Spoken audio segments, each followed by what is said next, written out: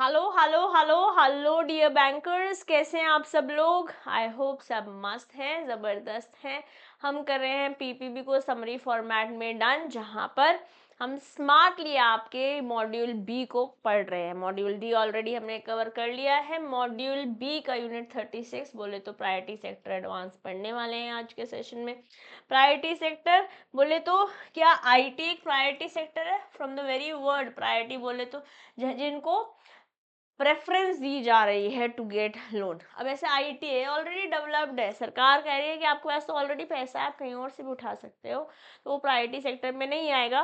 But total अपन के पास 8 sectors बताए हुए हैं। वो कौन कौन से हैं? Agriculture, housing, social infrastructure,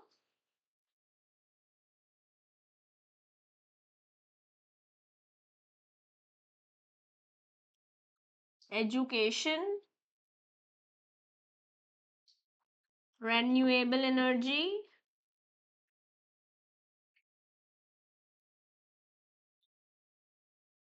export credit,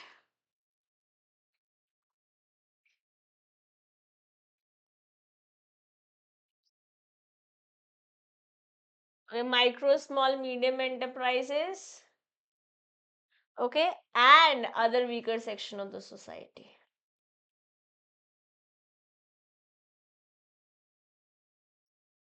ये लोग आते हैं अंडर प्रायोरिटी सेक्टर एडवांसेस में। ये 1 2 3 4 5 6 7 एंड 8। ओके, ये मैं लर्न करने की पूरी कोशिश करनी है, क्योंकि अब ये चार्ट जो मैं बताने वाली हूँ यहाँ से 100% क्वेश्चन बनेगा। कुछ टारगेट और सब टारगेट ग्रुप्स प्रायोरिटी सेक्टर में बताए गए हैं थ्रू आरबीआई, जो बैंक्स को फॉलो करने होते हैं। मतलब अगर आप टोटल प्रायोरिटी सेक्टर के बारे में बात करते हैं और आप एक डोमेस्टिक कमर्शियल बैंक हैं, एक्सेप्ट आरआरबी और स्मॉल फाइनेंस बैंक्स, क्योंकि आरआरबी के बारे में और स्मॉल फाइनेंस बैंक्स के बारे में सेपरेटली बात हो रखी है। और अगर आप एक ऐसे फॉरेन बैंक है जहाँ पे 20 से ज़्यादा बैंक्स हैं, 20 से ज़्यादा ब्रांचेज हैं, क्योंकि फॉरेन बैंक अगर आपके पास 20 से कम ब्रांचेज है तो उसके बारे में सेपरेटली बात हो रखी है। ये लर्न करना है, we have to learn this. Okay, तो जो टोटल प्रायोरिटी सेक्टर में जाएगा वो जाएगा 40% of A N B C और C E O B E whichever is higher. What is A N B C और C E O B E? A N B C is adjusted net bank credit, okay, and CEOBE is credit equivalent amount of off balance sheet exposure। ये full forms भी हम learn करेंगे, क्योंकि यहाँ पर तो है ही also in I E N I F S, also in your paper number 1 IE and IFS। ये आप महेश सर के साथ मॉड्यूल सी और डी में पढ़ेंगे, और भी अब आपके साथ जल्द ही शुरू करने वाली है। ओके, तो इनमें से जो भी लेस होगा उसका 40%, और अभी रिवाइज होते होते 75% तक चला जाएगा। अगर आप फॉरेन बैंक है जिसकी 20 से कम ब्रांचेस है, तो यहाँ पे भी 40% ऑफ एनबीसी और सीईओबी विच एवर इज हायर है, बट यहाँ पे 32% एक्सपोर्ट क्रेडिट को दे रखा है। इस 40 में से 32% एक्सपोर्ट क्रेडिट पे चल जाएगा, बैलेंस 8% किसी भी प्रायोरिटी में दे सकते हो। Okay, 40% of NBC as computed in para 6 below or CEOBE whichever is higher, out of which 32% can be in form of lending to exports and not less than 8% to any other priority sector। Okay, अब अगर आप RRB है या SFB है, तो यहाँ पे 75% of एएनबीसी और सीईओबीई है। अगर स्मॉल फाइनेंस बैंक है उसके आगे कोई कहानी नहीं है, बट आरआरबी में इस 75% में भी कैटेगराइजेशन है। बोल रहे हैं जो ये लेंडिंग है, medium enterprise, social infrastructure, renewable energy shall be reckoned for priority sector achievement only up to 15% of ANBC। इस 75% में से सिर्फ 15% मैक्सिमम के लिए जा सकता है, वो ये तीनों सेक्टर्स हैं, बोले तो मीडियम, सोशल इंफ्रास्ट्रक्चर और रेन्यूएबल। बैलेंस बाकी जगह पहुंचाओगे। और ऐसी बातें यहाँ पर 75% तो बता रखा है, बट ऐसे ifs and buts small finance banks में नहीं बताए हुए हैं। ये चार्ट यहाँ पे ख़त्म नहीं होता है, इसके बाद भी है, तो आइए देखेंगे। अगर आप एग्रीकल्चर प्रायोरिटी सेक्टर बोल रहे हैं, तो अगर आप एक डोमेस्टिक बैंक है अपार्ट फ्रॉम आरआरबी, एसएफबी और फॉरेन बैंक जिसके 20 से ज़्यादा ब्रांचेज हैं, तो आपको 18% जो है of your NBC COB whichever is higher agriculture में देना होगा, जिसमें से भी 10% मार्जिनल और स्मॉल फार्मर्स को देना होगा। 10%, ठीक है। मार्जिनल और स्मॉल फार्मर्स कौन से होते हैं?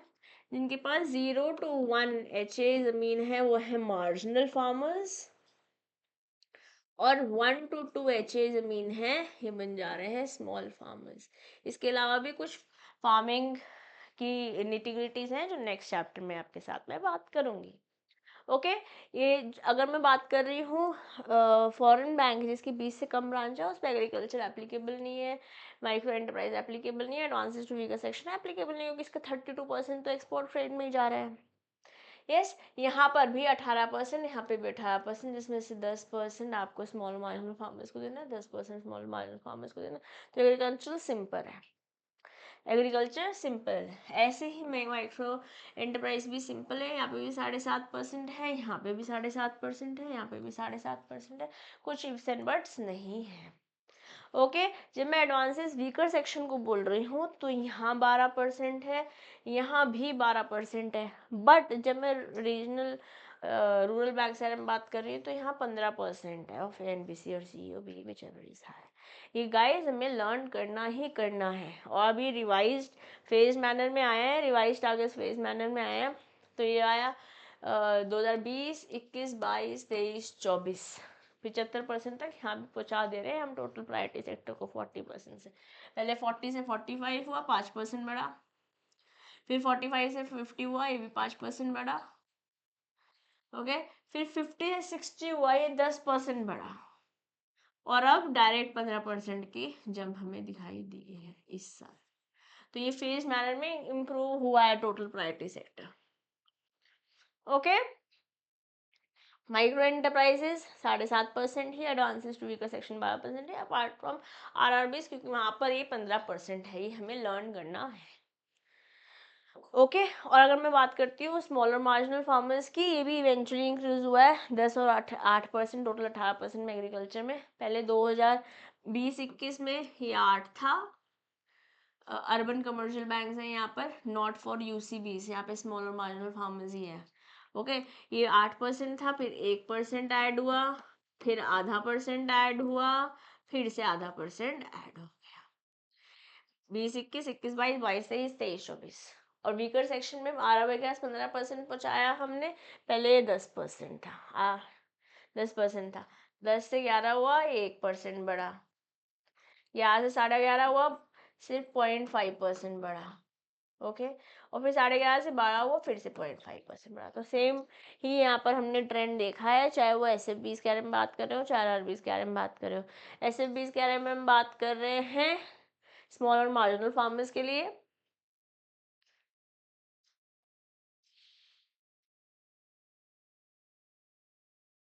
सॉरी रिवाइज के बारे में बात कर रहे हैं, जो रिवाइज टारगेट हुआ 10% पहुंचा है small and marginal farmers in general, चाहे वो हम एग्रीकल्चर कैटेगरी में बात कर रहे हैं। और आरआरबी के लिए जो इंक्रीज हुआ है 12% से, सॉरी 10% से 12%, 10% से 12% इंक्रीज हुआ है वीकर सेक्शन टारगेट। पहले जो ये आज हम 12% यहाँ देख पा रहे हैं, 12% पहले 10% हुआ करता था, बट आरआरबी में ये 15% हो गया, ये फेज मैनर में गया, बट उसकी डिटेलिंग हमारे सिलेबस में नहीं है, तो हम उसके बारे में बात कर नहीं रहे हैं। ओके, ये भी अपन को लर्न करना है, ये one of the important chapters है, यहाँ से आपको 2-3 क्वेश्चन आराम से दिखेंगे, आराम से। Okay, with this I'll take your leave dear bankers। Priority sector advances इतना ही पढ़ रहे हैं हम, कुछ न्यूमेरिकल बेस्ड क्वेश्चंस बनेंगे नेक्स्ट सेशन में, जो मैं कोशिश करूंगी इंक्लूड करने की, और अगर आप लोग चाहेंगे तो हम न्यूमेरिकल बेस के लिए एक सेपरेट सेशन भी कर लेंगे, तो आप मुझे कमेंट बॉक्स में अकॉर्डिंगली बता दीजिएगा। अभी ले रहे हैं आपसे अलविदा, this is your friend and your teacher CM Disha Dua signing off for today, bye bye.